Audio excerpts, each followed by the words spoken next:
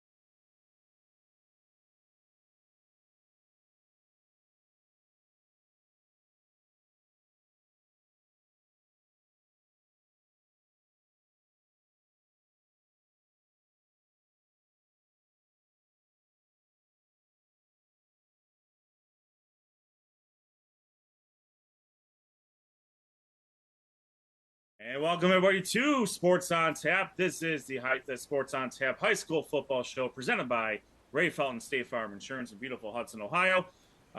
You are not mistaken. We are here live on YouTube on a Sunday night. We are, being that the Browns do play tomorrow, we want to make sure we were able to get in and not so much interrupt what the majority of the city will most likely be watching is hopefully a Browns victory. But you get us a little bit, you get us one day sooner. And we couldn't be happier to be here. So my name is Zed Dick, alongside Technical Director Rob Troutman, EVP of Social Media Content Josh Jeffy, Dr. Hoops himself Noah Jacobson, and Professor Hype Sean Duffy. You are watching us live on our YouTube channel, Sports on Tap. Make sure you hit subscribe and get the notifications when we are about to go online.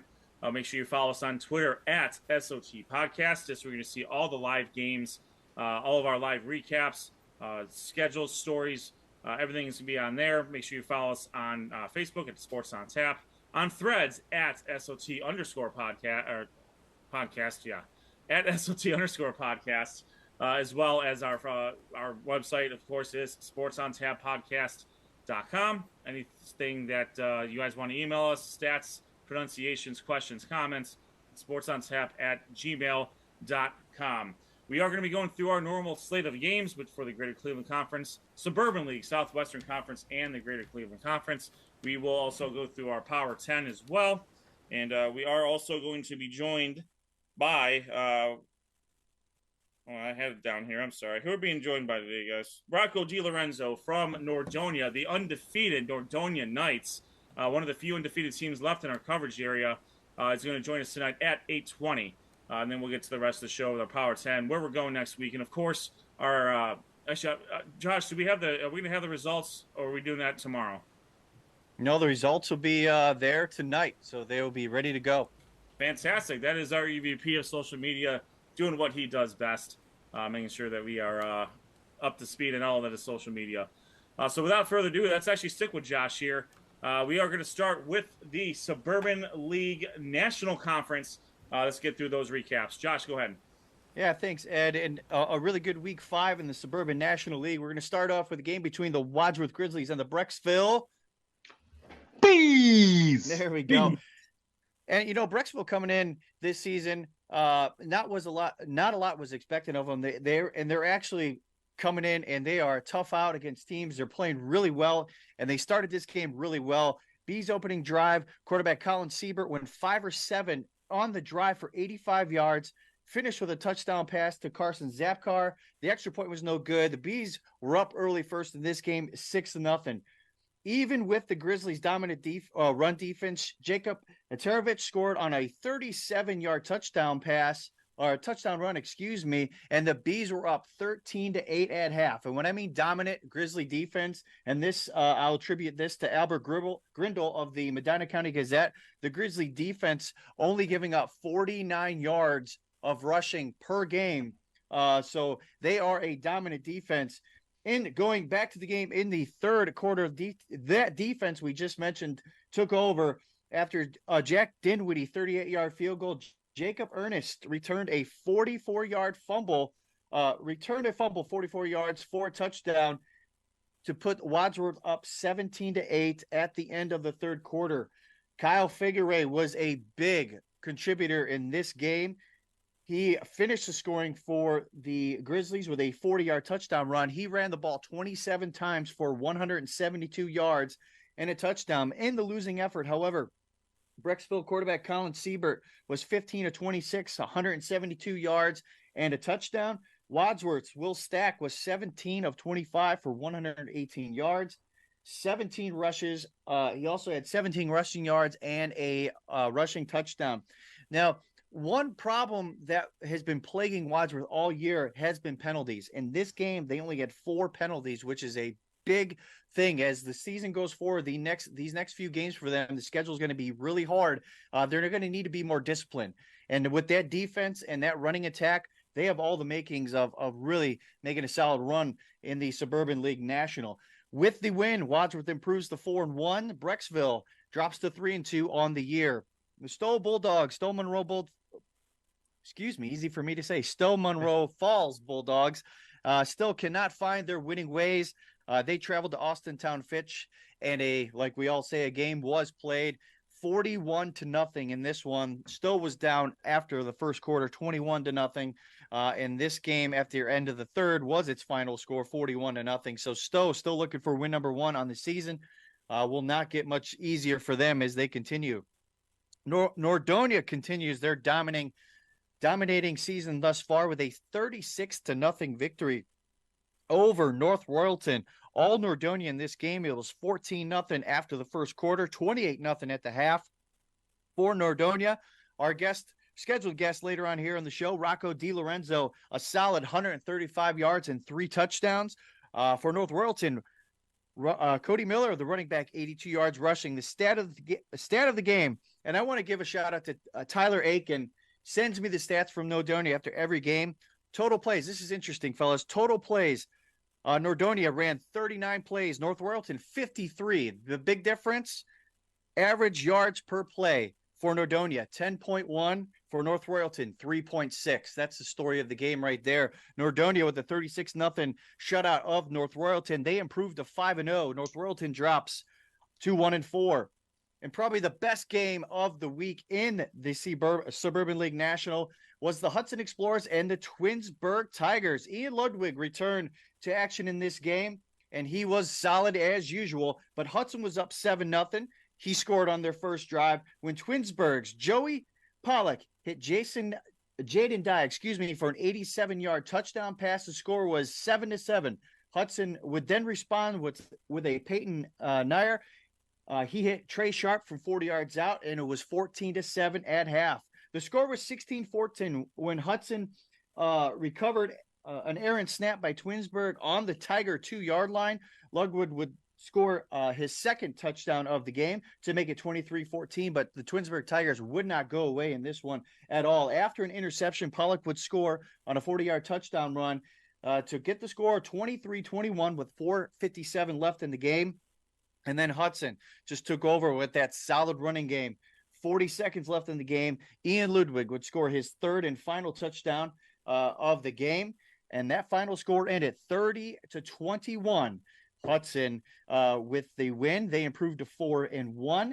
Twinsburg dropped to 2-3 on the season. Some stats from this game: Joey Pollock was 21 of 31 for 247 yards and that rushing TD. Jaden Dye having a big game for the Tigers, 7 receptions, 194 yards, and 2 touchdowns.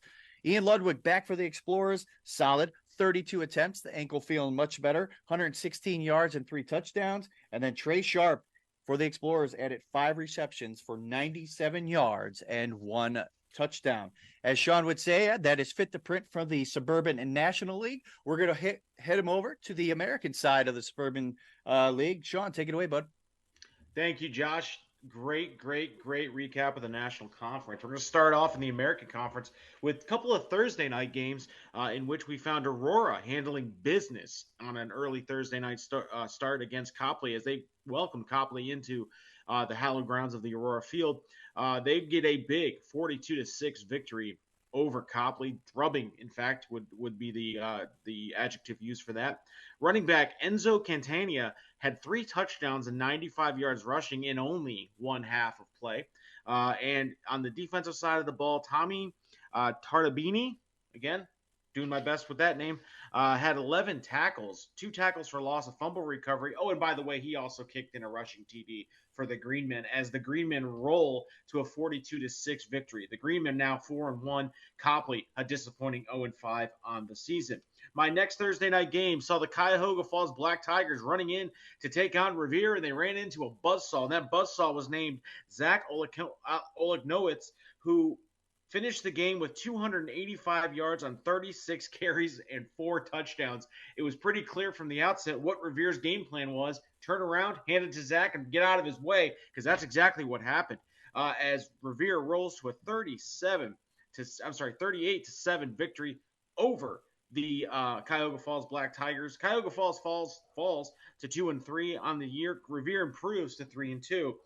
The CF, and again, the one big thing to take away from this game was that Cuyahoga Falls just had no answer for Zach Olegnowitz in that offensive line from Revere.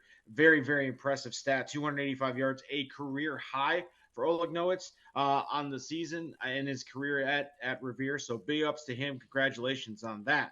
Moving over to the Friday night slate, we have the game between Highland and Talmadge. And, well, Highland hung 88 last week, and they hung 28 this week, and they got to win in both. That's all I can say at this point. Hornets quarterback Peyton Janikis, he finished the game 9 of 14 with 108 yards and a touchdown. Also kicked in 12 carries for 87 yards and a touchdown. Casey Miser had 18 carries, 113 yards, and 2 touchdowns. Hornets wide receiver Johnny Salico, 5 catches, 85 yards, and a touchdown.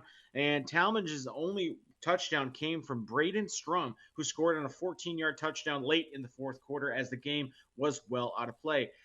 Highland is now 4-1. Talmadge is, again, 1-4. My spotlight game took me to the hallowed grounds of Barberton this week. And, a game did occur because I can personally say that it happened. I was there. I witnessed it. But unlike Kent Roosevelt, I didn't stick around too much for the second half as Barberton cruises to a 60-0 victory. This was a blowout from the beginning. Kent Roosevelt had no answer for Xavier Macon, who had 3 rushing touchdowns on the night, also had some key receptions. It was pretty clear the Barberton defense wasn't letting any sort of momentum hit for Kent Roosevelt. If you want to read more about this game, I encourage you to go to the Sports on Tap podcast website. I did a nice little write-up there, got some videos of some really good action. I want to thank, big shout-out to the Barberton Magic's athletic department. They were very excited for me to be there. And, it's always fun to go out to Barberton. Unfortunately, I wish I had a better game to watch. For Kent Roosevelt, it's they fall to 3-2, but in Barberton improves to 3-2 as well on the year. Our Josh and I collaborated. We discussed. We had a nice little meeting of the minds. We decided this week's Player of the Week nominee is Revere running back Zach Olignowitz. Again, 285 yards rushing, 36 carries, 4 touchdowns, and a big win over Cuyahoga Falls, 38-7. That is all I have for the breakdown of Week 5. Let's go ahead and take a look at what we see in Week 6 here in the National Division. We'll go on to that. Oh, it would have been nice if I put up the scores for the game that I was talking about. So in the National Division, Josh, what do you got going on this week in Week 6? We got 3 conference matchups and then 1 non-conference matchup. Stowe will travel to Brecksville. Wadsworth will travel to Hudson. And Nordonia will take on the Twinsburg Tigers in Twinsburg. North Royalton will be playing Padua. Nice. And in the Suburban Athletic Conference, American Conference, easy for me to say, Aurora travels to take on Cuyahoga Falls. Kent Roosevelt looking to bounce back from a pretty tough loss against Barberton as they travel to take on Copley. Barberton and Highland, the big matchup in the American Conference. And Talmadge traveling on to Revere, hoping to get their second win of the season. Guys, that's all we have right at this point for the Suburban League. Pretty good games over the overall, but a lot of domination in a lot of these games over this Week 5. No doubt, and we were talking about this even before these games had between some of the feature games we went to. Whether some of these teams were going to be where we thought they were, and we obviously saw that Barberton at Rudy Sharkey Stadium certainly took care of business there against an up and coming Kent Roosevelt team who's had a good level of success that we haven't seen really since we've been covering them. Josh, that's briefly about the Suburban League National Conference. I got I'm looking at 2 games here that are really intriguing. The first one is Nordonia and Twinsburg. Twinsburg has played very tough in each of their losses, and their losses are to some very good teams. Nordonia, if you looking record-wise, they're beaten opponents haven't won a whole lot of games. Now they can't control that obviously after they beat them, but that's one game that's really intriguing to me. And obviously that 2 heavyweights of Hudson and Wadsworth. So briefly, maybe a key to each game for both of those games, if you will, Josh. Well, you mentioned the Nordonia-Twinsburg game.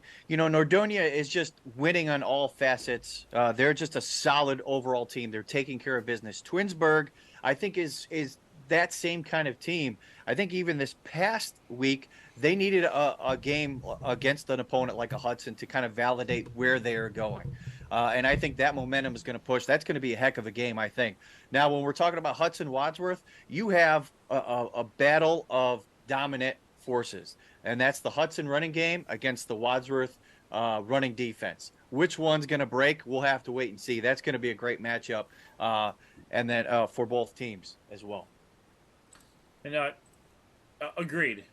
Those 2. I mean, there's going to be a lot of computer points on the line here between Hudson and Wadsworth, and if Twinsburg can get by Nordonia, that's going to heavily bolster their own playoff prospects. Nordonia is sitting pretty comfortably up in the upper half of Division II, Region 5. Sean, going to the American Conference here, it looks like I think you have 2 really good. You have Barberton and Highland is probably the best game on the slate if I had to guess.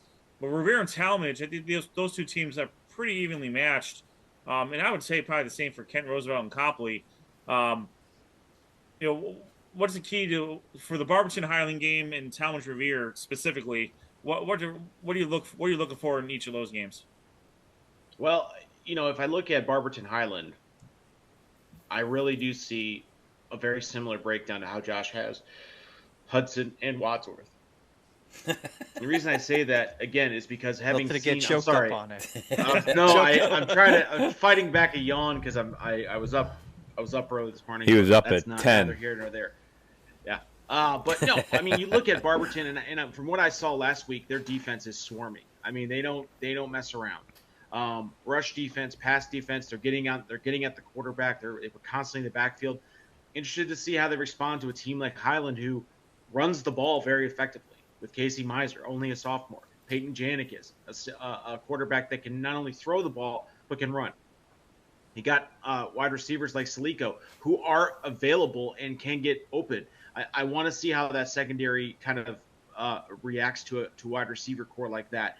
You know, Talmadge and Revere, I think, are an evenly matched team. I think Revere is becoming a bit of a dark horse in this American Conference to me. I mean, obviously we have Aurora, we have Barberton, we have Highland. Those are the three, that are there. We thought maybe Kent Roosevelt could be that dark horse, but I think we're surprisingly seeing Revere in that, in that role. And again, when you have a running back, as we mentioned, with Oleg Nowitz, it's a hard thing to do. Obviously, what their game plan is. It's going to be run the ball heavy.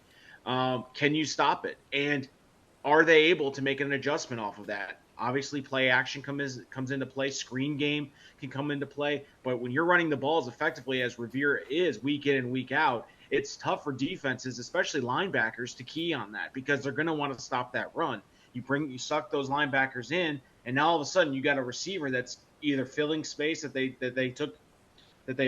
evacuated, or they go over the top. And we'll see if Revere can do that. Talmadge has got a tough task coming into this week. I think they're up to it. Again, Talmadge has played some really tough games, and they've been in games. They've come out on the wrong side of it.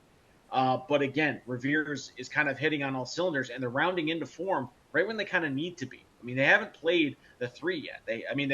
That Revere has not played Highland. They have not played Barberton. They have not played Aurora. So you'd like to see them go into that and maybe – I'm sorry, they did. I think they did play Aurora already. But, again, they still have opportunities. And, again, this American Conference is one of those where every single week those three top teams kind of reset, and we'll see where they're at. But I'm interested to see that. Should be a great Week 6 matchup in the American Conference. Absolutely. Great job, Josh and Sean, with the Suburban League National and American Conferences. Some tremendous games coming up on the docket for Week 6. All right, let's shift over to Rob Troutman. He's going to handle the Southwestern Conference as he normally does. Rob, take it away. All right, thanks, Ed. And in Week 5, a lot of games, kind of like what we just saw. There were some blowouts here and games we thought would be a little bit closer. And we'll first start in Midview, where it was Avon Lake traveling to Midview in this game. And, the Shoremen are coming off a nice home win versus Berea Mid-Park, and they came out firing. On the first play, it was quarterback Alex Afalter. He had a 34-yard pass to Penn commit and wide receiver Derek McCrum. Quarterback Alex Afalter on this day, 10 of 10 for 180 yards and 3 touchdowns. The Shoremen, they really spread the ball out here. They were up 34-0 here in the second quarter. And really you could tell from the get-go that the Shoremen weren't messing around with that first play. They wanted to get out and start with some confidence. As touchdowns by Joey Bova and Derek McCrum. Midview, they did score late in this game, but not enough. As a solid win for the Shoremen as they dominate 48-7. They now improve to 4-1. Their only loss coming to at the hands of Chardon, and Midview falls to 2-3. So again, a 48-7 Avon Lake win. Olmsted Falls taking on Elyria. And Olmsted Falls, they were actually held scoreless in the first quarter of this game. Olmsted Falls, though, they intercepted and set up a 72-yard pass that set up their second score. The Bulldogs in this game led 14-0. The Pioneers defense, though, again, they were keeping them close in this game.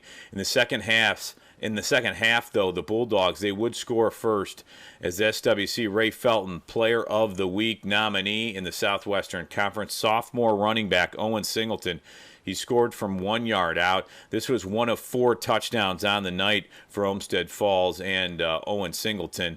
As after that possession, Olmsted Falls, they scored on every possession after that and really ran away with it. But there was one bright spot for Elyria. They found running back Kevin Jordan. This kid can play. 20 carries for 111 yards. And that was in the first half. He finished with 37 carries for 215 yards and a touchdown. But it was the Bulldogs winning in this one, 41-7. They improved to 4-1 as they bounce back after that North Ridgeville loss. Elyria now 0-5 on the season. Owen Singleton, though, 4 touchdowns on the night, 17 carries, 172 yards. And the sophomore, when he had playing time, he literally ran with it here in this game. We'll move on to Berea Mid-Park and Amherst. Berea Mid-Park not happy about their loss at Avon Lake. Their offense was clicking on all cylinders in this one. The Titans led 7-0 after one quarter with quarterback Danny Bowser, the third 4-yard touchdown pass to BG commit wide receiver Austin Clay. But they put a 25 spot on the board in the second quarter, did the Titans of Berea Mid-Park. Bowser and wide receiver Devin Zahersky had a touchdown pass and catch. Zahersky would score twice in this game. Berea Mid-Park, they had 4 rushing touchdowns and 3 through the air. Give credit to the Titans defense, too. They forced Amherst into 4 turnovers into this game. The Titans win big, 53-0. They went on the road to Amherst. Tough place to play, usually not for Berea Mid-Park. They improved to 2-3. As Amherst falls to 3-2. Again, Berea Mid-Park 53, Amherst nothing. Our featured game in the Southwestern Conference, I was able to travel 2 teams undefeated in the Southwestern Conference, and right at the top, Avon against North Ridgeville. And they traveled to North Ridgeville. It was jam-packed. You had Fox 8. It was their game of the week. A lot of media coverage in this one. But Avon, they would strike first, though, on a beautiful pass. It was Nolan Good, the quarterback for Avon, connecting with one of his favorite targets, wide receiver Cole Kepner. After one quarter, it was only 7-0. And the Rangers, the one big thing here, give credit to the Rangers' defense and special teams. They forced Avon into 3 turnovers, and one being a block punt recovered by Xavier Compton in the end zone. And the Rangers and Eagles were tied at 7 in the second quarter. And, this game went on. It was a couple punts and went late into the second quarter. And finally, Avon broke through a 7-7 game with quarterback Nolan Good hitting wide receiver Matt Maxey. And then they went up 14-7 to the Eagles. And Matt Maxey was a pretty big contributor in this game. Wide receiver you don't hear too much about, but he had a big game against the Rangers. And Nolan Good then would score on a 2-yard touchdown plunge into the end zone. This was with 55 seconds left until half. And that was really a big score because Avon in this game, you could tell they were wearing the Rangers down. It was 21-7 at halftime. And in the third quarter, the Eagles, they were done messing around in this one. Running back Jacorian Caffey would score, and Avon really set the tone.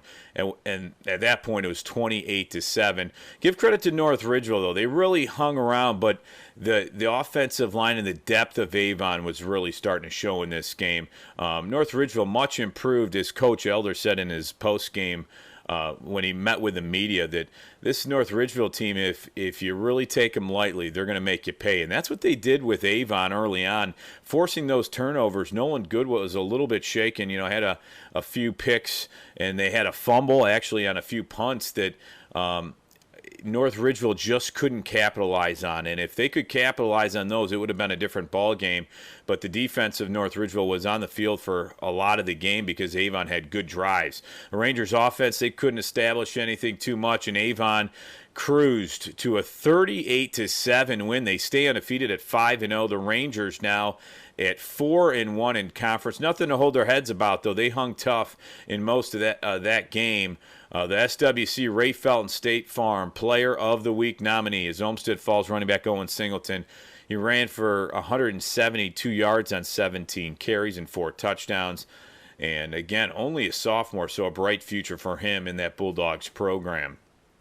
So that's week 5 in the Southwestern Conference. Those are your final scores. And like I said, not too many close games in the Southwestern Conference, Ed. I think we talked about this. We're going to start seeing some of the bigger teams maybe step up. I was interested to see how North Ridgeville did. They really stepped up in the first half. I thought they held their own. It was just a little too much in that second half, and you kind of saw it for some of the other games with Amherst.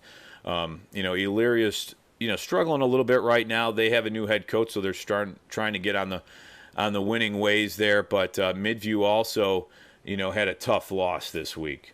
And in the Southwestern Conference, Week 6, it's Amherst and Avon Lake. Olmsted Falls at Avon, that should be a good game. Midview, Berea Mid-Park, North Ridgeville travels to Elyria. Hey, Rob, great job on coverage here, especially with the the Avon and North Ridgeville game. That was a game that we all had. I think a lot of obviously it was a Fox 8 game.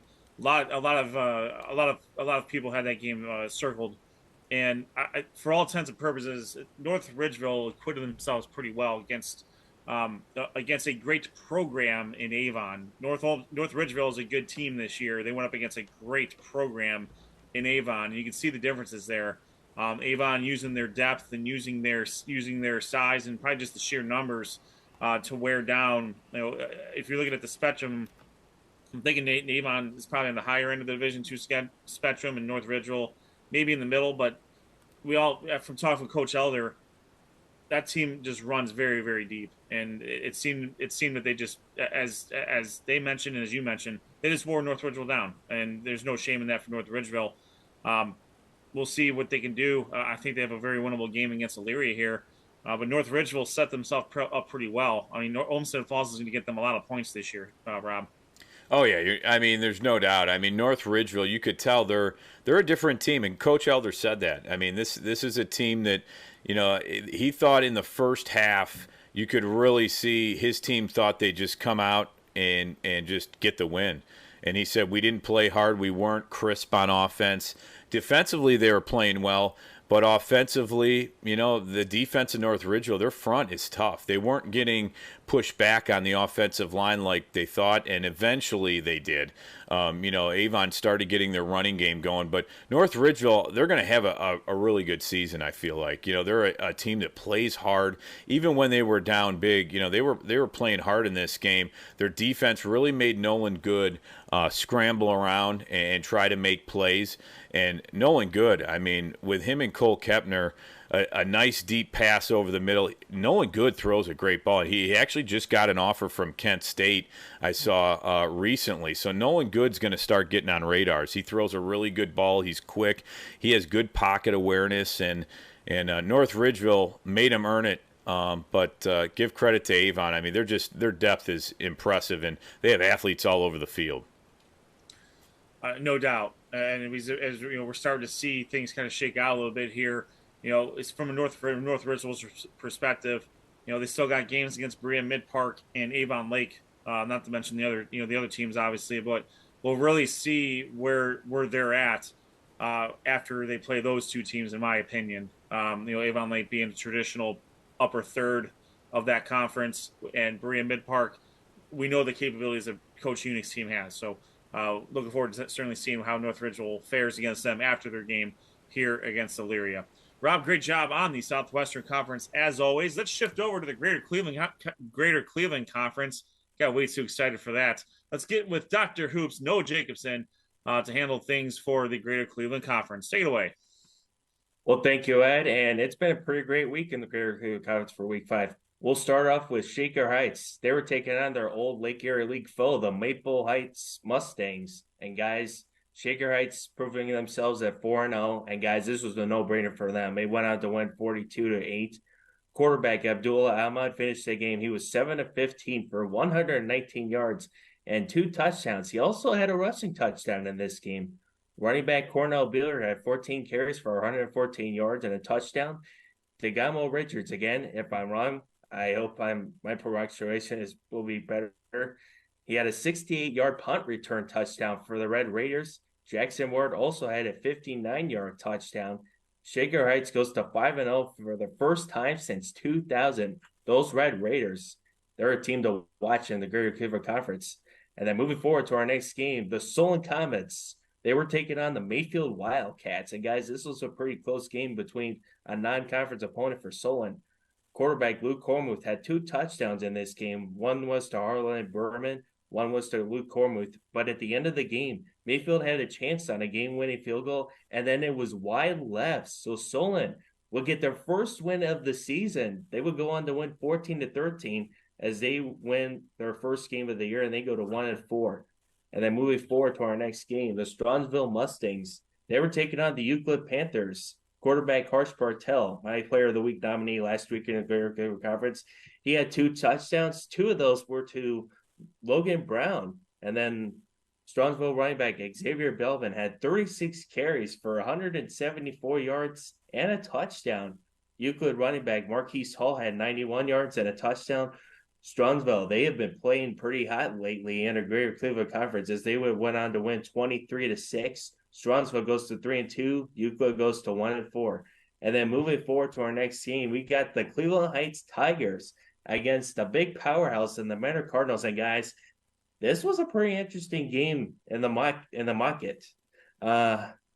Quarterback Omar Lake started the game with a 35-yard touchdown run that would give him 6-0, but 2 field goals by Menor's kicker Dylan Tackett would make it 6-6 through the next 3 quarters, and this game would go into overtime. Starting off with the drive, Menor would get the ball to start overtime. Quarterback Ben Pierce, on the very first play of the game, he found Justin Hodge for a touchdown for 20 yards. But Cleveland Heights, they were facing 4th down, and then Marquise Davis got the 1st down, and then quarterback. And then John Gordon Jr. scored a touchdown in overtime. But Coach Max Stevens, he didn't want to go for the tie, guys. He wanted to go for the 2 points.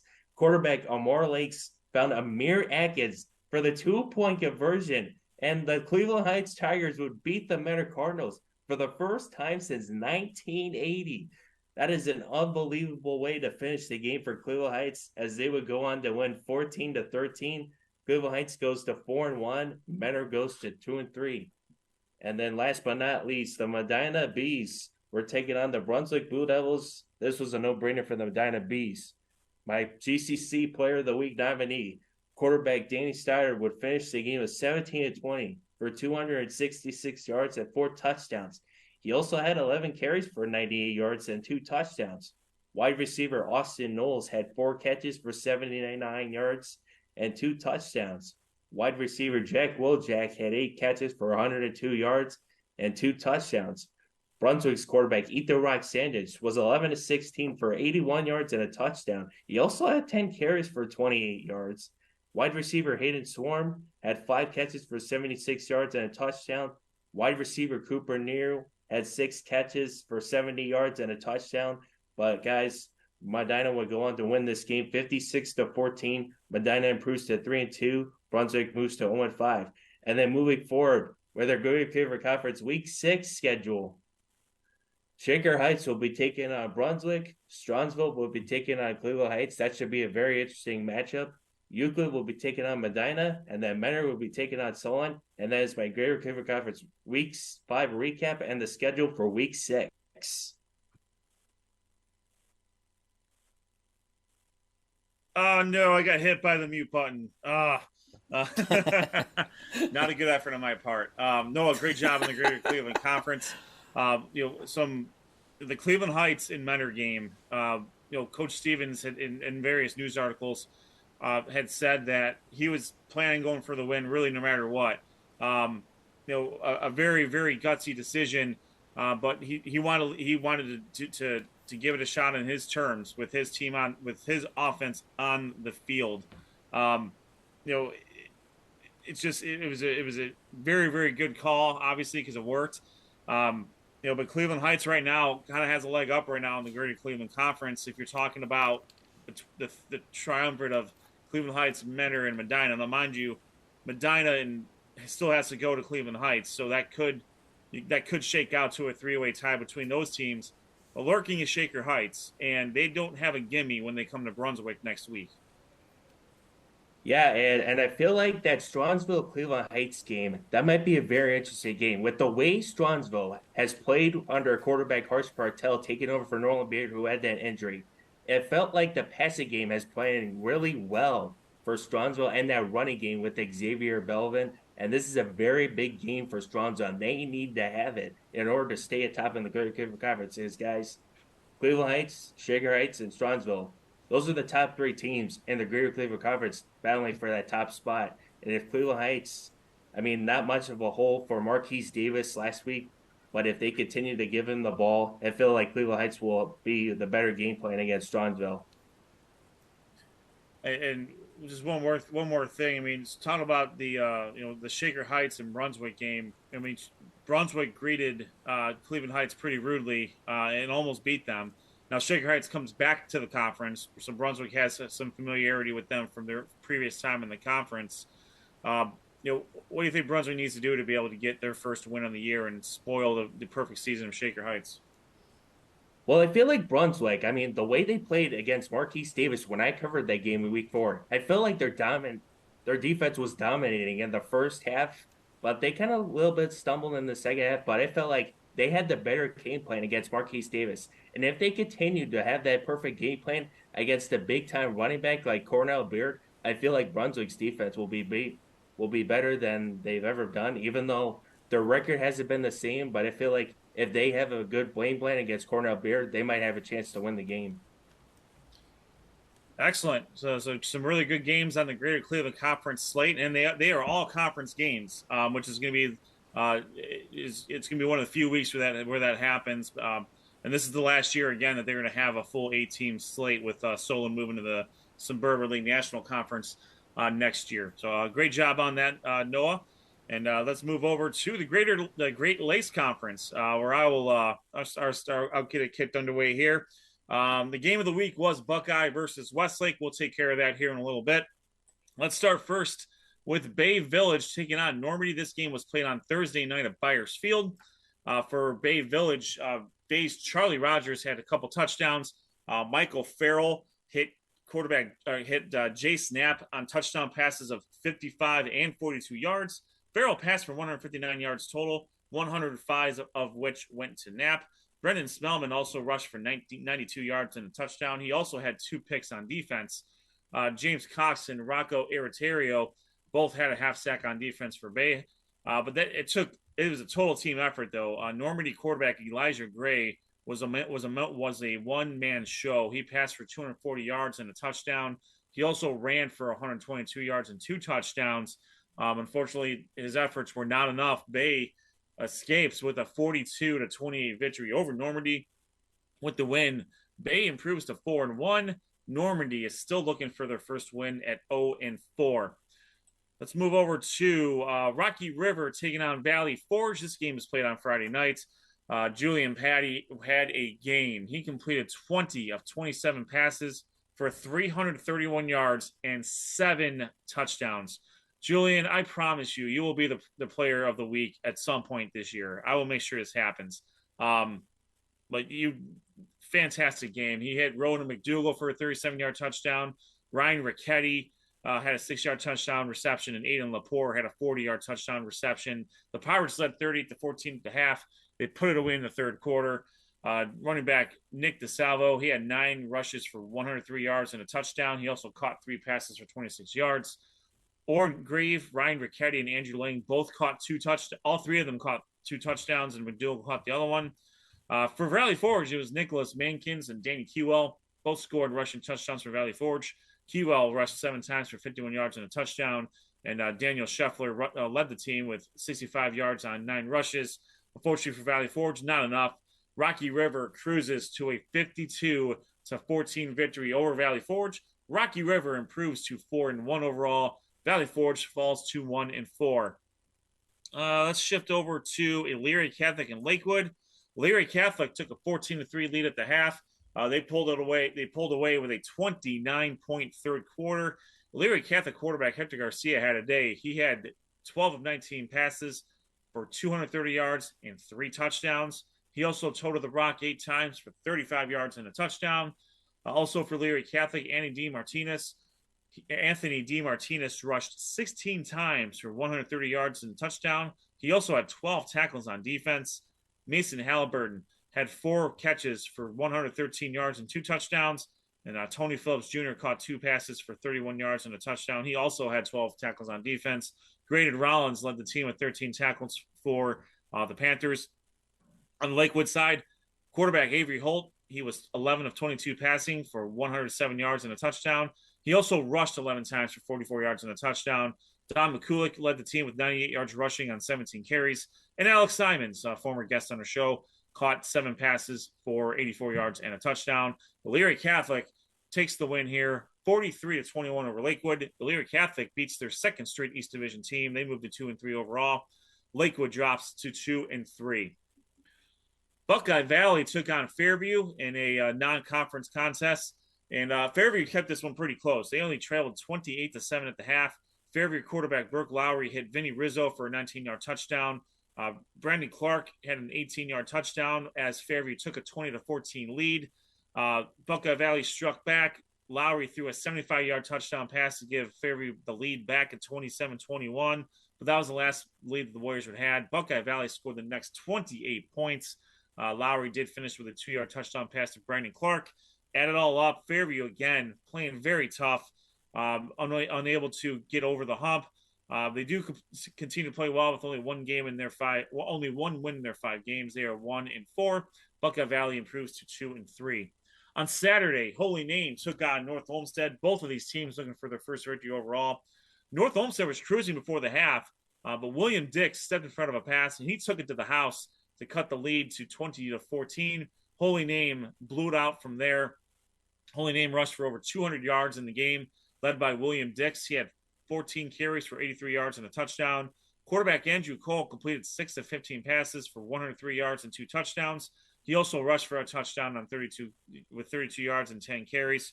TDs were scored by Jawan Bryant and Nick Nemeth. Jawan Bryant had a rushing and a receiving touchdown, and Colin Dokowitz had 2 carries for 51 yards.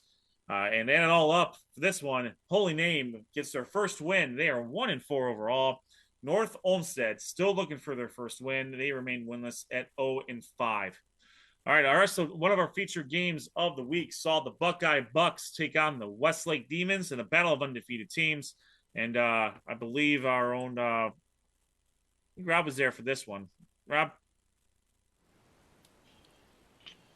That would be Dr. Actually, Hoops. Dr. Dr. Hoops. That's all right. I meant the Cedar Point today. My head's all messed up right now. Oh, that's all right. My apologies. You went out. Not a good effort on my part. Oh, that's all right. Hoops, Buckeye, Westlake, on that beautiful grass field that we don't see too much of anymore. Take it away for this Buckeye and Westlake recap.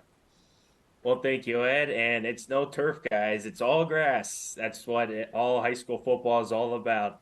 As it was a pretty special night going down to Buckeye for the very first time, being with you guys at Sports on Tap. And it was youth night at Buckeye. It was pretty amazing. Like the kindergarten from like the 6th grade level, it's just been unbelievable. And how Buckeye has built their program from like the bottom to the top. And then for Buckeye, they are also honor Coach Dennison, who passed Mike Rivers head coach for the most wins in Medina County history. And then we'll start off. Quarterback Casey Murray found Trey Winnemeyer for the touchdown on their second drive of the game, and then they would connect again on their third drive of the game. And then Troy McCann had 17 carries for 230 yards and 2 touchdowns, who was our Great Lakes Conference Player of the Week nominee. Quarterback Casey Murray for the Bucks was 7-10 for 171 yards and 2 touchdowns. Tight end Trey Winnemeyer had 4 catches for 96 yards and 2 touchdowns. 2 of those were from Casey Murray. Westlake quarterback Sam Boucher was 10-19 for 154 yards and a touchdown. That touchdown came from Chase Kelly, who had 2 catches at 72 yards. Running back Matt Porcelli had 10 carries for 41 yards. And guys, this was a no-brainer for the Bucks going up against the Westlake team that was undefeated. And they came in with a better game plan by winning 45-7. And it's Buckeyes' first 5-0 start since 2017. Great job, Noah. Thanks for taking care of that game. As you mentioned, the Great Felton State Farm Insurance Player of the Week nominee for the Great Lakes Conference is Troy McCann for Buckeye. He had 17 carries, 230 yards, and 2 touchdowns. He's had a tremendous season up to this point as well. So certainly glad to be able to get him a nominee at some point in time this season as well. All right, let's move over to the Week 6, and we do finally get into conference play for the Great Lakes Conference. There will always be a non-conference game for the East Division because they only have 5 teams. So Holy Name will take on a Buckeye. Benedictine will take on Normandy, and then Lakewood will take on Valley Forge. That game will be played on Thursday night. Saturday night. That game will be played on Saturday. Going to the West Conference, West Division, Leary Catholic travels to Bay. Rocky River goes to North Olmsted, and Fairview takes on Westlake. And when it comes to the Great Lakes Conference here, right now, I mean, just looking at the standings, I mean, Buckeye is pretty much far and away the best team in the East Conference, in the East Division. You got a logjam up there for you have a logjam right now in the West Division between Rocky River, Bay, and Westlake. But I wouldn't sleep on Elyria Catholic. They're starting to catch the wind a little bit here. They had a very good, very tough non-conference schedule, and they're starting to catch a little bit of fire here. So we'll see if they're able to. And once conference play starts, we'll see how it shakes out, because these teams are going to start playing each other. There's going to be a lot of computer points on the line in the West Division, because a lot of teams already have 4 wins. So there's plenty of opportunity for these teams to get going and improve their playoff standings in their respective regions. So that's what we have for the Great Lakes Conference. Rob, I think we have a little bit of time before Rocco comes on. How about we do you have time for our sponsors here real quick? Oh, yeah, we could put him on. I know Rocco just got in there, but I could play this real quick. Let's get that going real quick, Rob, and then we'll come back with our interview with Rocco DeLorenzo from Nordonia. Sports on Tap's high school football coverage is on every Monday night at 7:30 p.m. Watch live on YouTube and make sure to subscribe. Sports on Tap's high school football coverage is presented by Raymond Felton State Farm. Have you compared insurance rates lately? Are you satisfied with your current insurance provider? If not, look no further than Ray Felton State Farm, a proud sponsor of Sports on Tap. For a free quote, call his office at 234-284-2996 or visit him online at rayfelton.com. ORT Productions. We shoot, we edit, you win. Visit our website at www.rrt-productions.com. For handmade quality leather products, check out Hand and Built Leather Goods. Check out their website, www.handbuiltleather.com. GV Art and Design, original and one of a kind. Check them out on their website at www.gvartwork.com and use the code ONTAP10 to get 10% off your full order. GV Art and Design.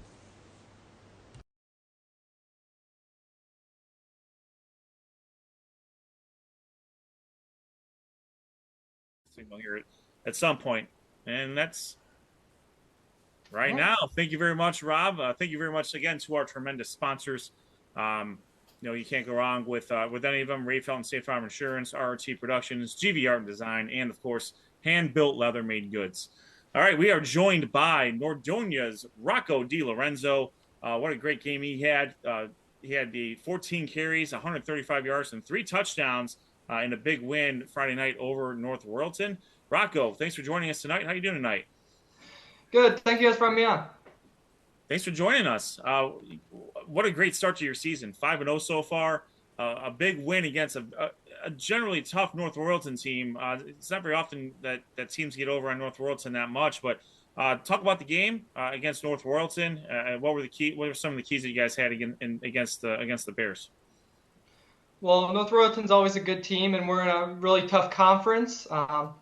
Got to give props to the coaching staff for always coming up with a good game plan. And on the game, our defense, they brought a shutout. Leaders like Brendan Hermensky and Israel Petit on the defense. Those guys they've really stepped up and created turnovers.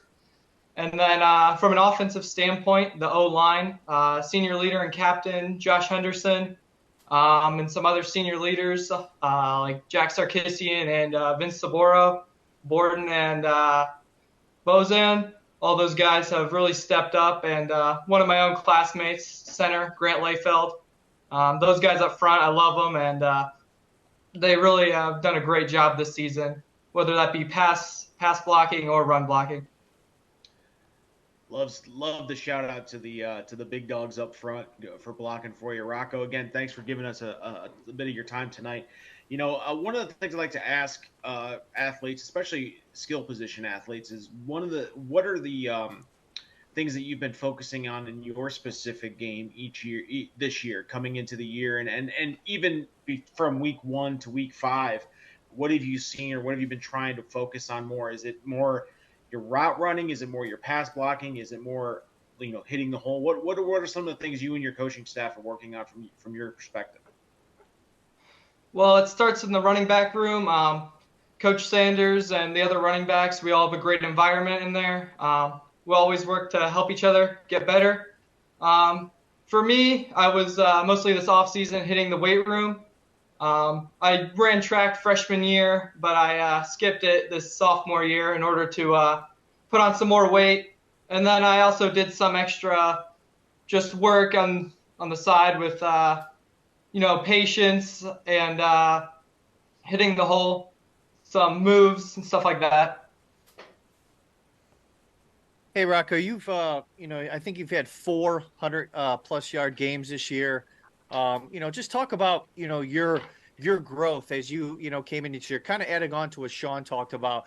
But, you've been pretty steady on the offensive end for this team that I characterize you guys as a team as very well-rounded, both, all three phases, offense, defense, special teams, but you're really the anchor on that offense currently right now. Just talk about your preparation and how it has evolved or adapted as the season has moved on. Yeah, like I said, I couldn't have done it without the big guys up front. Those guys are giving opportunities to me. And then our quarterback, Benjamin Chesser, he has really settled into his role. And with him as a passing threat, it also opens up more opportunities for me.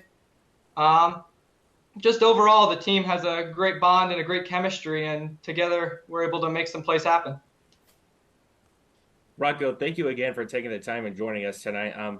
It feels like your guys' defense has been dominating throughout the first 5 weeks of the season, only giving up 11 points per game. But what do you think the biggest keys to the defensive side as you guys continue to go forward? From a defensive standpoint, those guys have been on it. Heard you guys say earlier a stat like they only allowed like 3.6 yards play. Those guys, they work hard every day in practice. One of the mottos for our team is getting one day better each day. So every practice, they always give it their all. I have nothing but props for those guys. They're doing a great job. Like I said, leaders like Hermensky and Israel Petit, both those guys are, and even Asher Wilson too. Those guys are all helping the team create turnovers and allowing more opportunities for us. Yeah, and Rocco, it's interesting, you play on the offensive side and defensive side of the ball. So we do see that from time to time with players playing both sides. How tough is that for a player? You're running the football a lot, you're getting the yardage, you're scoring the touchdowns, you get off the field, and they're like, all right, get back out there. You have a breather, you get some water for the kickoff, and then you run back on the field. How tough is that? And, obviously you got to be in some great shape to play both sides of the ball and run around constantly. But is that tough to do? And also to memorize the plays. I mean, you got a lot of plays to go on offense and a little less on defense, but it's got to be pretty tough to play both sides. Yeah, I mean, it's always a little tough to play both ways, but I only go in on certain packages on defense. Those guys are really in good shape on the other side of the ball. They're in there a lot, and really it just comes down to effort at the high school level. Just you get a quick break, and then you got to be ready to go back in at any time. Especially with sudden changes, you have to flip a switch. You could be thinking about the next play on offense, and then before you know it, you have to go back on defense and get a stop there. We're talking with Rocco DeLorenzo from Nordonia. Rocco, you guys are taking on the Twinsburg Tigers this week. You always will be traveling to Twinsburg. I know you guys are probably at the very, very beginning stages of game planning. So if anything, what do you guys know about Twinsburg? Outside of they've been playing teams very tough. They have 3 losses, but the 3 losses are some very good teams. They've been very, very competitive in those games. Just for you, what do you think you guys need to do to beat Twinsburg without giving anything away from a game plan perspective? Yeah, Twinsburg is going to be a tough opponent. We've got some scout on them already because of the great work put in by the coaching staff. But Yeah, our conference is we play in a really tough conference with great teams, and throughout the week, just that we continue to follow that motto: one day better until game day. Well, you guys played on, if I'm not mistaken, you guys played. No, some other teams played on Thursday. Yeah, I think it was Hudson, right? Didn't Hudson and Twinsburg play last Thursday? Yeah, that they did play on Thursday. As you guys are going through the rest of your schedule, as you mentioned, your conference is very very difficult. We've been covering it for quite a while too, but some of those wins that you got earlier in the season to bank on, those are really going to help you out come playoff time. I'm curious, with Twinsburg coming up and Wadsworth and Hudson, you got some really really tough opponents coming your way. And I know the goal is one day better at a time. How's your coach? From you as a junior, I'm curious, how much of a leadership role do you have, if you have one, either through play or through speak or through your words, when you have a strong senior class? Well, me personally, I'm a person who likes to lead by example. It's not so much of a vocal role for me. But whenever I'm out there, I try to encourage my guys and make sure everybody keeps their heads up. Well, I'm sure they see your effort too. I mean, you're on both sides of the ball. You're hustling all over the place. It's been shown, obviously, with what a great start you guys have had so far this year. You got a lot of great teammates and players, and I'm sure are a lot of the players that you're playing with. Did you guys play in youth football and play a long time together? So I moved here actually in middle school, but I've been playing with a lot of those guys for ever since then, and really we just have a great bond and chemistry as a team. And it's it shows. I mean, yeah, you guys had a really good year last year. Nordonia is kind of up there when we're talking about being a good program. Nordonia has been a great program with coach and the like. So. We can't thank you enough for joining us, Rocco. Great, best of luck to you this week against Twinsburg, and hopefully we'll check in with you or maybe some of your teammates as the season progresses. But good luck this week. Thank you. Thanks, Rocco. Good luck. Rocco. Thank you. That is Rocco DeLorenzo from Nordonia. The 5-0 Nordonia Knights are going to travel to Twinsburg to take on the 2-3 Twinsburg Tigers. That game will be played on Friday night. All right, let's move on to our Race Felton State Farm Insurance Player of the Week poll. I think Rob is usually able the one. Yeah, I can get it up there for us. Our nominees were Zach. Oh boy. Yeah, no. Say that 10 times. Oleg, that's a good one. Oleg Noah's from Revere. Troy McCann. Great effort, fellas. Danny started with Medina, and I didn't even try. That's terrible on my part. Danny Stoddard of Medina and Owen Singleton of Olmsted Falls. Rob and Josh, who do we got as the winners here? Yeah, there's 719 votes on this one, over 14,600 views. And let's put it this way, the fans of Olmsted Falls really came out in bunches. 62.4%. The winner, Owen Singleton of Olmsted Falls. Following him is Danny Stoddard of Medina, Troy McCann of Buckeye, and then Zacchio of Revere. He probably doesn't like that at all, but mailed that one in, didn't you, Rob? I was like, do I try? I don't think I just sound ridiculous probably, but I'll work on that. But yeah, I want to thank everyone for their votes, and Owen, we'll get out. Maybe I'll drop that package off since it's not too far off. But no, we'll send it to you, and you will have a nice package this week of a $20 Chick-fil-A gift card and some goodies inside from Ray Felton State Farm and Sports on Tap. Zachy O is fantastic. I wish I would have thought of that. Well done there. Great job again. Thank you to everyone for voting for our Ray Felton State Farm Insurance Player of the Week contest, especially on relatively short notice on that. Really. A lot of votes for a quick turnaround that we had there. All right, let's shift over to the Power 10, which is which will be in our second week here. So let's get the screen up. It's going to start right in the bubble right away. So that's the first thing you guys are going to see. It will start with so think about it. The top person on the team on the bubble is right outside the bubble, and then it goes further down from there. All right, so on the bubble, we have North. There we go. We have North Ridgeville, Avon Lake, Olmsted Falls, and Westlake are all right on the cusp of bumping themselves into that top 10. Let's shift over to the top 10 now, and we're just going to go right through this before we kind of debate about it. Number 10 is Wadsworth at 4-1. Number 9, Shaker Heights has not lost a game yet, and for that they get rewarded. 5-0 start there for Shaker Heights. Medina is 3-2 after a big win over Brunswick. Mentor is 2-3. They are slightly over Medina due to head-to-head win right now. So we'll move on. We can talk about that here in a little bit. Buckeye is going to make the jump at number 5, being that they defeated a previously undefeated team there. Nordonia, Highland, Hudson, Cleveland Heights, and Avon all hold serve, all with victories, and all of those victories were pretty much kept them in the same spots there. So Avon, Cleveland Heights, Hudson, Highland, Nordonia are your top 5. No movement there, but the movement came in the bottom part of the Power 10, and also on the bubble. Buckeye makes the jump for being undefeated. Mentor and Medina stay kind of where they're at, mostly because we know who they lost to and we know how good they are.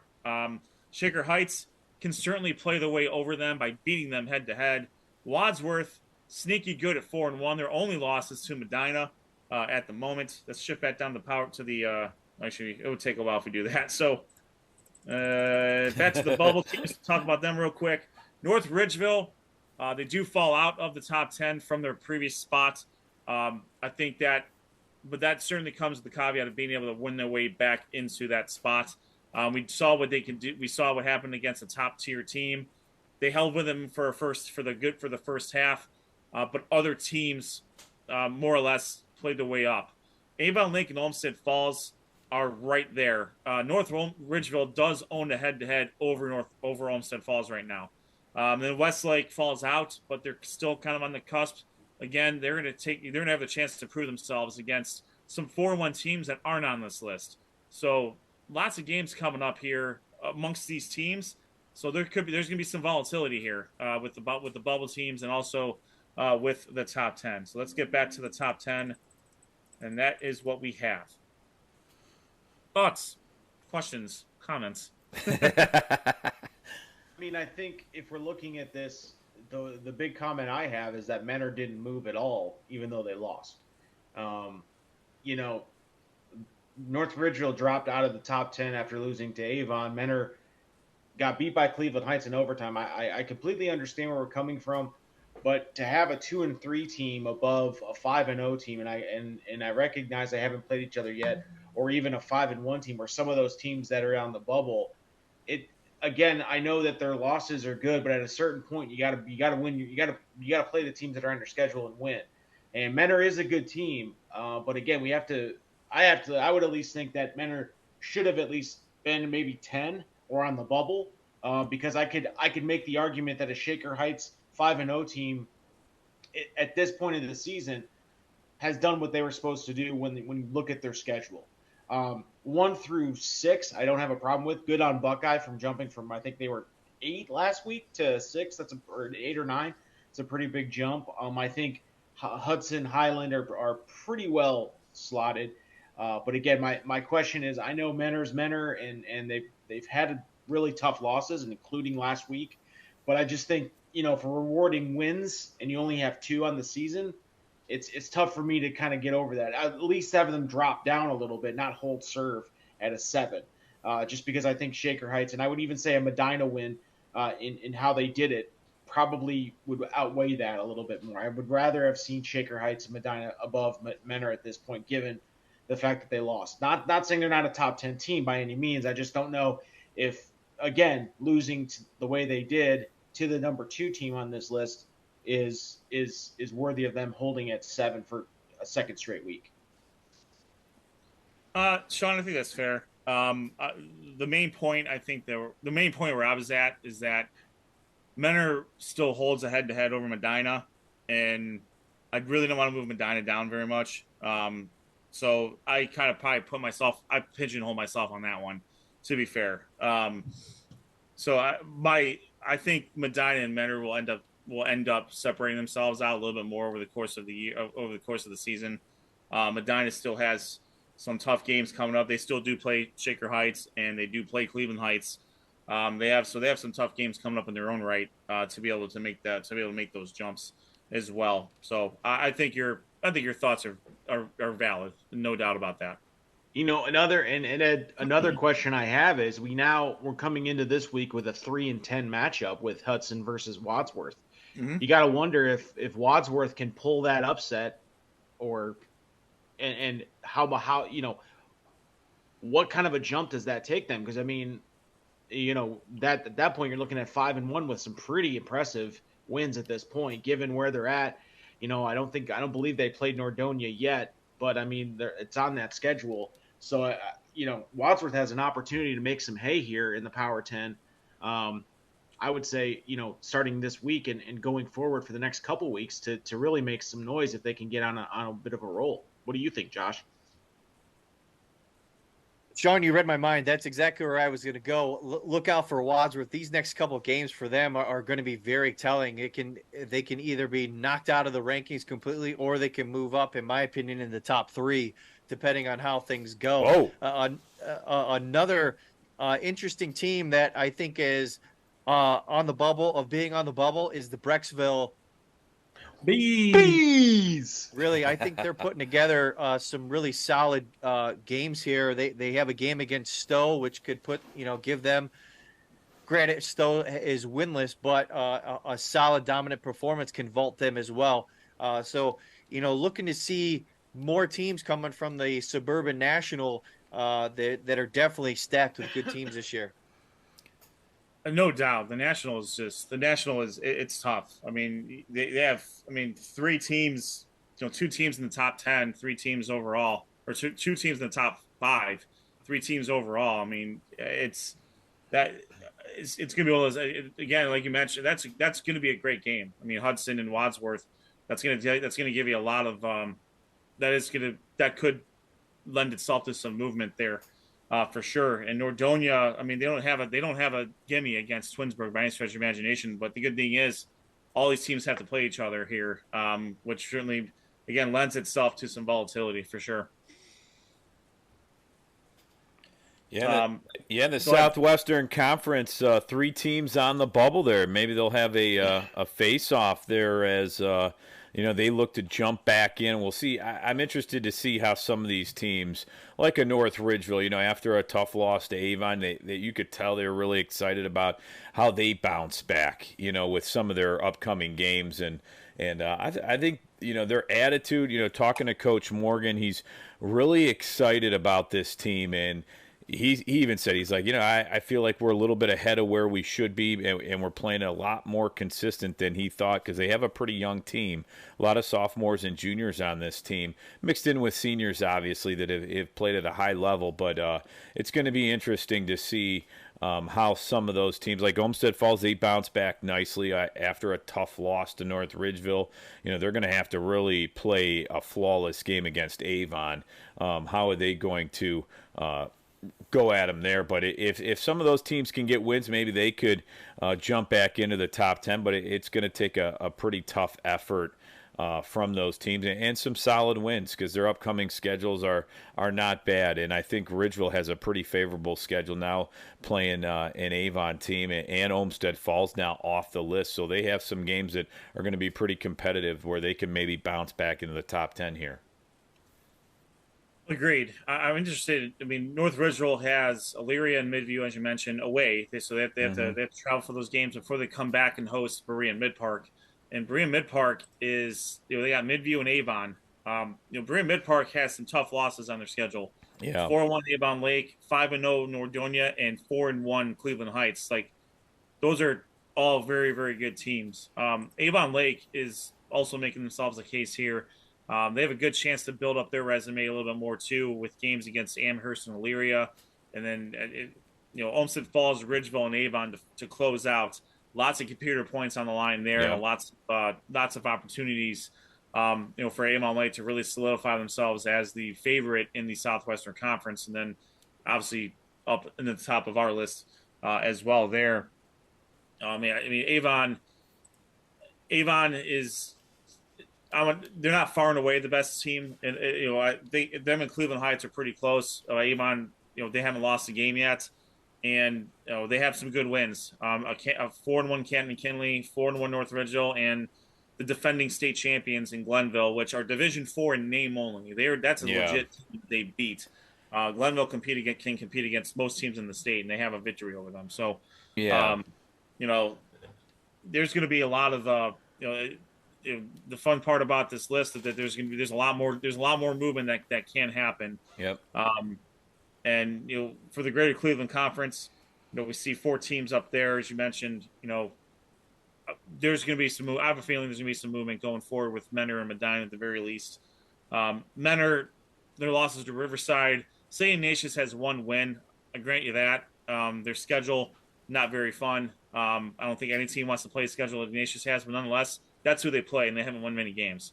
So that's fair. Riverside's fantastic. They are a very, very good team. They're going to do some damage in the playoffs as well. So definitely looking forward to some movement in the coming weeks as all these teams play each other. So that is what we have for the Power 10 this week. And let me get that off my screen. I think we're good to go there. Yep. And I know we were so we can get close to wrapping it up here. I know we had a relatively spirited debate in the pre-call here, trying to figure out where we were going to go next week, which is going to be Friday, where we're going to go on Friday. So whoever wants to take it away, have at it. Where's Dr. Hoops going? I want to know where Dr. Hoops is going. Everybody wants to know where Dr. Hoops. It's always fun to keep a little tracker on Dr. Hoops. Well, Sean, you guys, even though it's the Greater Cleveland Conference I cover, but I am going to switch it up this week. I'm going back to the Suburban League. I want to see the Barberton Magic against the Highland Hornets. And Sean, what you said earlier about Barberton, I feel like their defense has been playing really well against the past few weeks, and I feel like they proved themselves against a Kent Roosevelt team who we haven't seen very much here. But I feel like if Barberton's defense can play well against a very good Highland offense with Casey Miser, I feel like Barberton will be the better team. And as far as for Highland, if they come in with Casey Miser and that running game, the Hornets will be there. And you never know. This is a battle for first place in the Suburban League America Conference with Aurora. Who knows who will come out with this game? Wow. So got a battle in the Suburban. Invading my territory. I don't like it, but I'll accept it for this week. Have fun in Highland. Rob, Josh, where are you guys thinking about going? Or are you going out? Or is it maxing and relaxing time for our EVP and our technical director? No, I had my assignment this past Friday, so I'm coming back into the field. I'm going to be somewhere. Oh. Where that is, I don't know yet. So you're going to have to check out our website and our X page, so you could actually get a full list of our Week 6 featured games and assignments. So that'll be coming. Now, granted, I'm a day off here, so usually I'm locked down, ready to go on Sunday nights. But since we started the show, a day early than usual, I'm a little behind. So that's my bad. I'm still recovering from Saturday night too, Josh. It's fine. Yeah, well, you know what? I believe I am going to go out. I think we decided. Okay. Well, did we decide on which game? I don't know if we talked about which game yet. So I think I don't know either, Rob. We were kind of juggling some games around. So, like I said, we'll post it on the website just to make sure. There we go. All right. So you have to stay tuned, but go to sportsontappodcast.com. Exactly. And hype alert. Look, I don't cherish this. I don't relish this. But guys, if here it you is. Want to know where Josh and Rob are going, he mentioned it in his little drop there. You got to follow us. on Twitter, X, whatever you call it, Instagram, Threads, YouTube, MySpace, if there's still a MySpace, Friendster, if that's still up and running. I think Facebook is still there. I'm not 100% sure. But guys, I'm going to continue the Sean Duffy road trip that was to Barberton last week. I'm going to do something I've never done in the history of this podcast. Myself is going to be taking me, your Dr. Hype, Professor Hype, to Revere. I want to see the Minutemen and the Blue Devils lock horns in a suburban league at American Conference matchup. I think this is going to be a really good matchup. I think it's going to be interesting because Talmadge has been in games all year. They've come out on the wrong side of these games, but they've been in games. They're not an easy out, and I think Revere's running game with Zachy O, as we renamed him because none of us can really know if we're pronouncing that name correctly. I'm going to Revere for two reasons. One, I want to see that game, and two, I want to see how they pronounce that name so I don't screw it up week 6 through wherever they go. So it's a double thing. But guys, what I'm saying is, I know it's Sunday night. We got the Blues, right? We got Sunday Blues. All of us got to go back to work. But you know what brings me joy? Not the fact that the Browns are going to Pittsburgh and they're going to do a business trip and they're going to take care of some business. They're going to make Kenny Pickett look like Kenny Pickett should. Not that your boy, Professor Hype, had a really good fantasy day. And we're not going to talk too much about that because I think it makes some of these people that listen and follow us a little bit uncomfortable when Professor Hype has a good fantasy day. It's usually not great for everybody else. I get that. I know. Josh Jeffy had a pretty good day. He might lead the league in points. I don't need to talk about it though, Rob. That's a very good point. That's true. You've actually been there. Okay. But again, I like this because we got to talk high school football and we got to talk on a Sunday night, and it's nice to have that to look forward to. So guys, if you want to know where Rob and Josh are going, if you want to know about where we are going to be, make sure you're following us on our socials. Make sure that you're subscribing to our YouTube channel so you can watch a show like this, all of our shows going forward. And guess what? Guess what, folks? We are not too far off from the beginning of hockey season. That's right. That's right. I'm not even.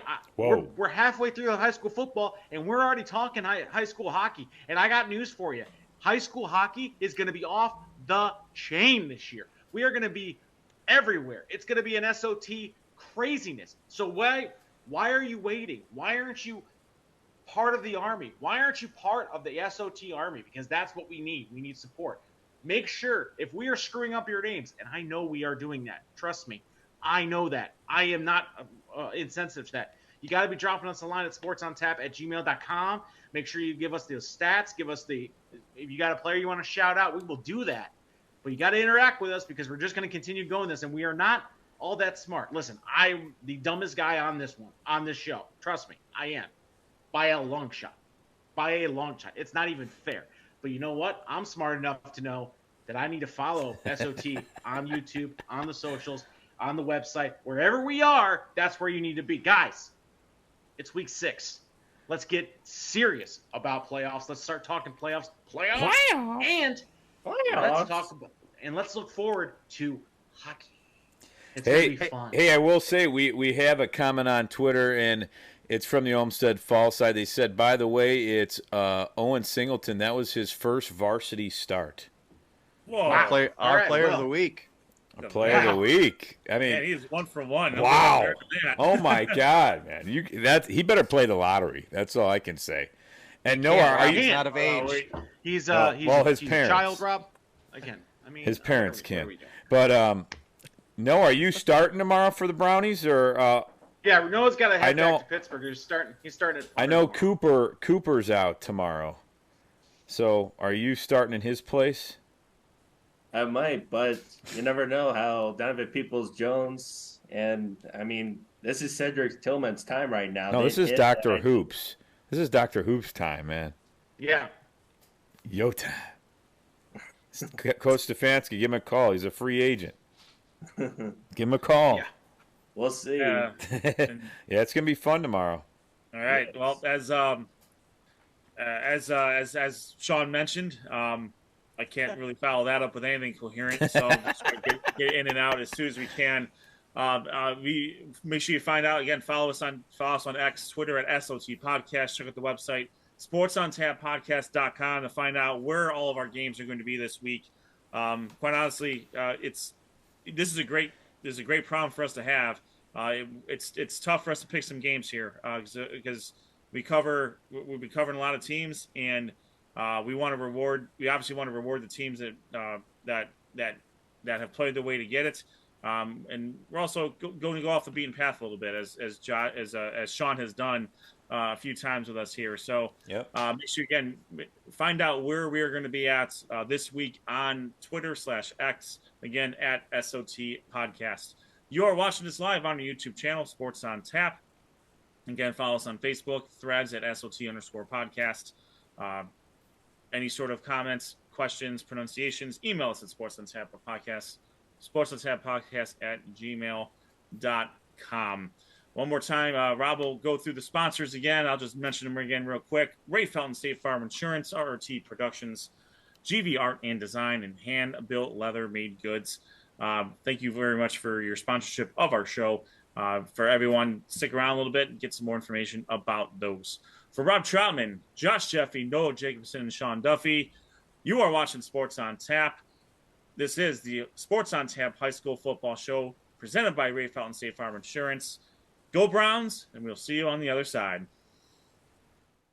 Sports on Tap's high school football coverage is on every Monday night at 7:30 p.m. Watch live on YouTube and make sure to subscribe. Sports on Tap's high school football coverage is presented by Raymond Felton State Farm.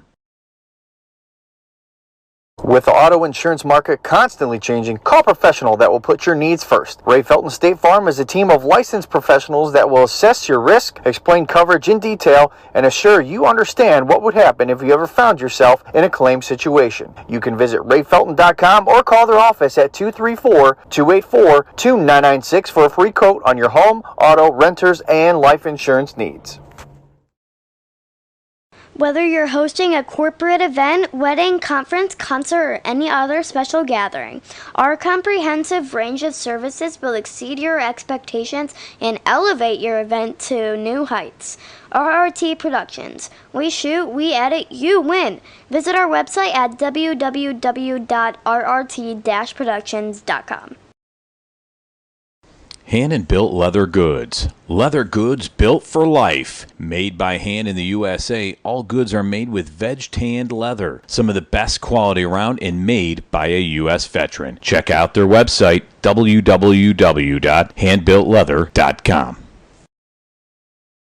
GV Art and Design is a creative boutique specializing in original artwork, design, and apparel. With 4 locations in Lakewood, Avon, Willoughby, and Kent, you can visit their store and check out their collections including Cleveland sports teams, Ohio colleges, and much more. Use the code ONTAP10 for 10% off your order. GV Art and Design, original and one of a kind.